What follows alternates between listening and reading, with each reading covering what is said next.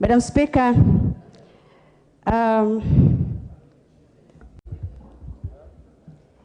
name is Mudhoni Monica Marubu. I was born in the village of Kiongwe in Mpeketoni. I went to primary school in Ndeu Primary School, Hindi Ward. I went to Lamu Girls High School, and I pursued a degree in international relations, diplomacy, and foreign affairs in USIU.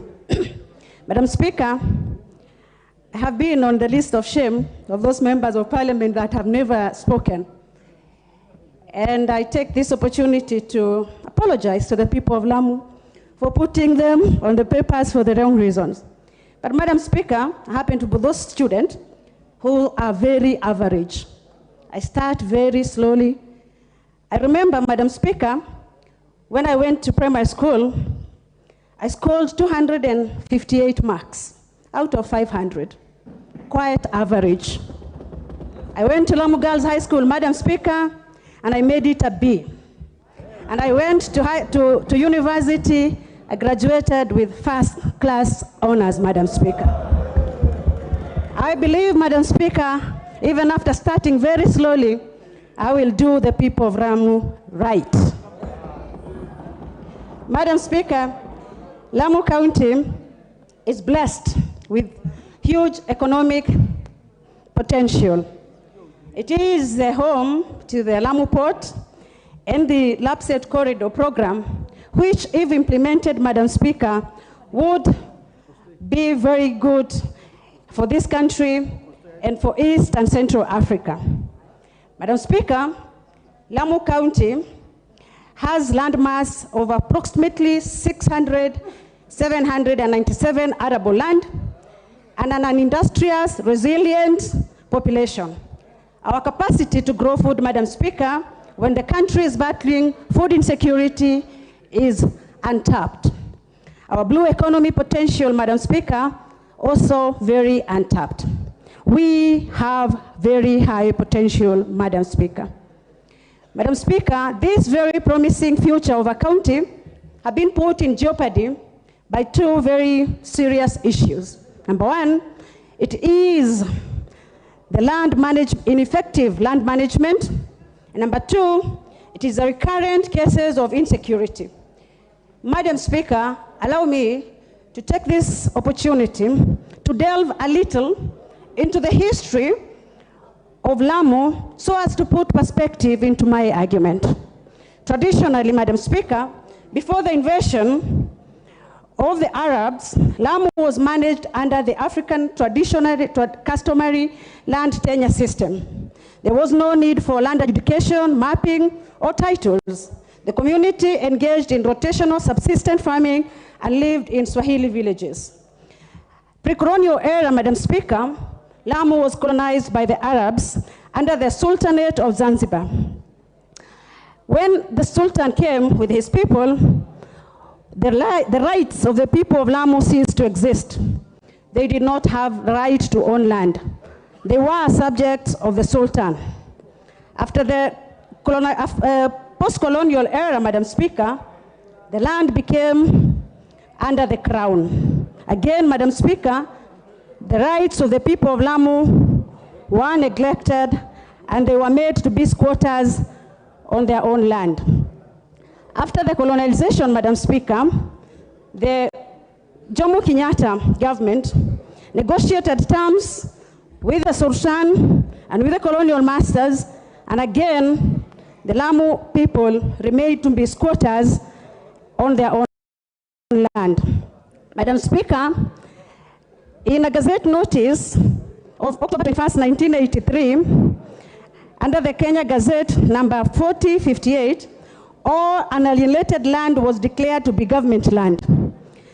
Madam Speaker, in Lamu East Islands, Kiunga, Kiwayu, and Boni Forest, among other areas, the government have continued to disfavor our people by displacing them from their ancestral land in favor of environmental conservation without relocating them or giving them any alternative land.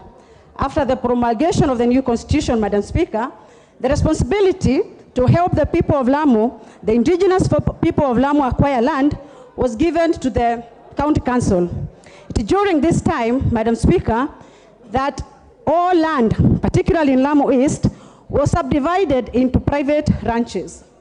Madam Speaker, all this while, nobody have ever cared about the indigenous people of Lamu, only those in power and the elites who have continued to take all the land and neglecting the people of Lamu. Madam Speaker, every time I introduce myself as a member of parliament for Lamu, people say, Muthoni, why and what are you doing in Lamu?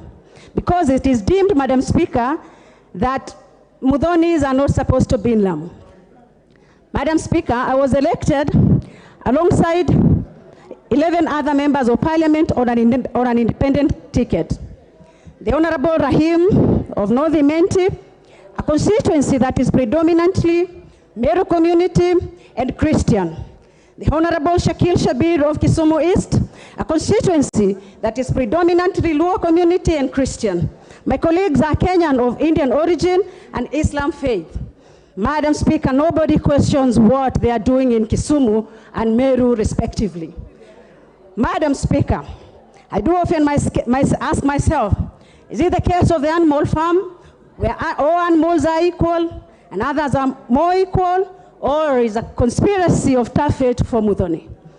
Madam Speaker, in an ideal country, nobody should question what religion or tribe I come from. But my identity has been questioned, Madam Speaker, and I have sought to understand why don't I have the right to become like you, Madam Speaker, or the Honorable Junet, or the Honorable Rahim, or any other member that I can represent my county or my constituency without being put into questions. Madam Speaker, the original idea to have the Kikuyu settled in Lamu was born from a report by the then Director for Agriculture, the Lord Swinnerton, in a report of 1954, where the colonial government intended to improve agriculture in the country. They had resolved to put up a settlement scheme, Madam Speaker. Madam Speaker, because I have mentioned that I'm a student of history, during this time, the Mau Mau detainees in Lamu Island, Manda Island, it was decided by the colonial masters that they shouldn't return them into where they had come from, but put them into Lamu so that they do not disturb the government or the colonial masters and their interest as they got back into the country. Additionally, Madam Speaker, as I've mentioned, I'm a student of history, and I also understand, like as the injustices were happening in Lamu, they were also happening across the country. The people where my ancestors come from were also dealt with the same fate, where their ancestral lands were taken by the colonial master and later by individuals who happened to be in government. Madam Speaker, those people were landless, just like the same people, the same way my people of Lamu have continued to be landless. Madam Speaker, it is during this time that after the Kenyatta government came in place, that a settlement scheme called Lake Kenyatta, measuring 34,000 acres, 137, was set in place. Madam Speaker, naturally, you would expect that people from the area would also be incorporated into the land.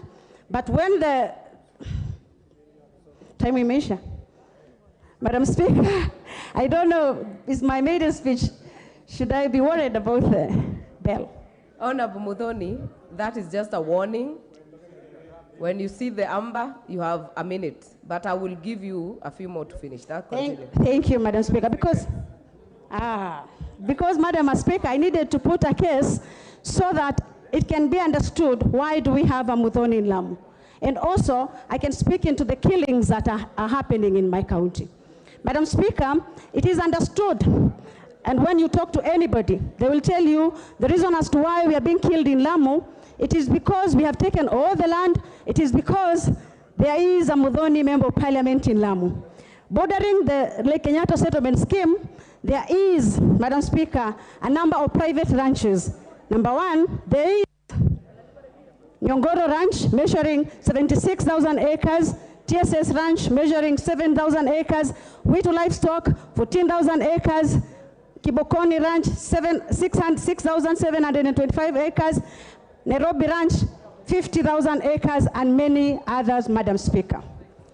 Madam Speaker, as I mentioned, traditionally, Lamu was colonized by people who believed in slave trade. Up to date, those people still believe that some people are supposed to be their slaves, they're supposed to farm and give them food, and they're supposed to be serving them in the theme of servitude.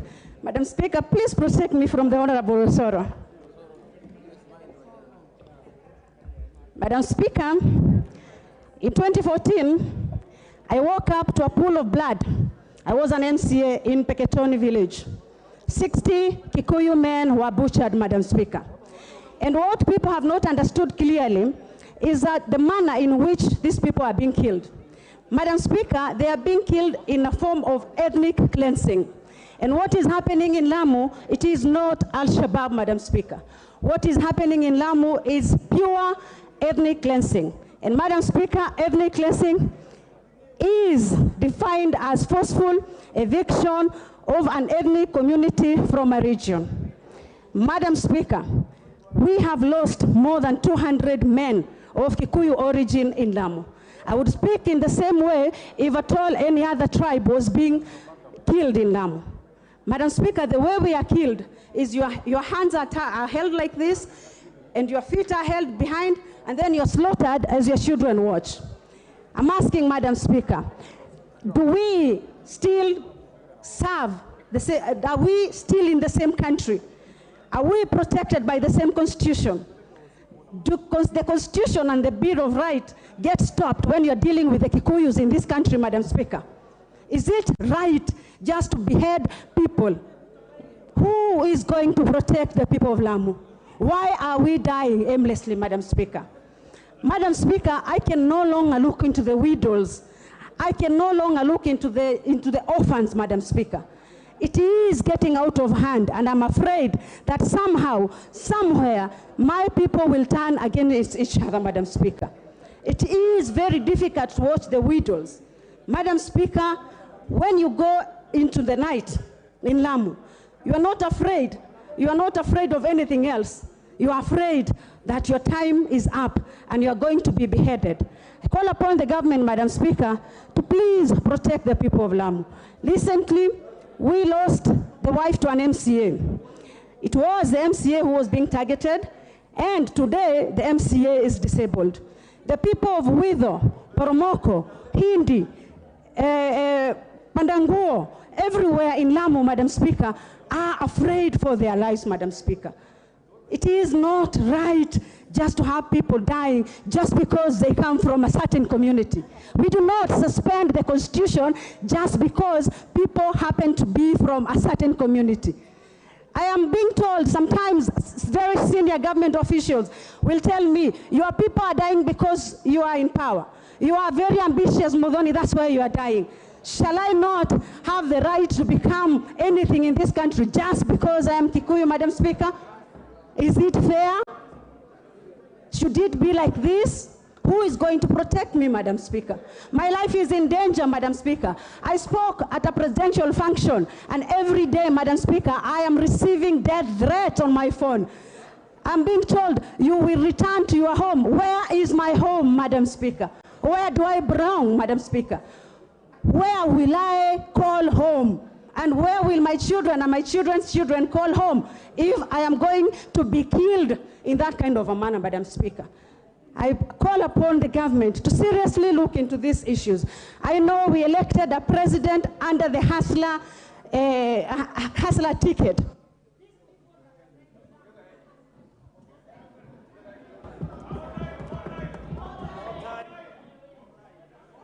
Order, members. Order, members. Thank you, Honorable Muthoni Marubu. Before we go to the next order,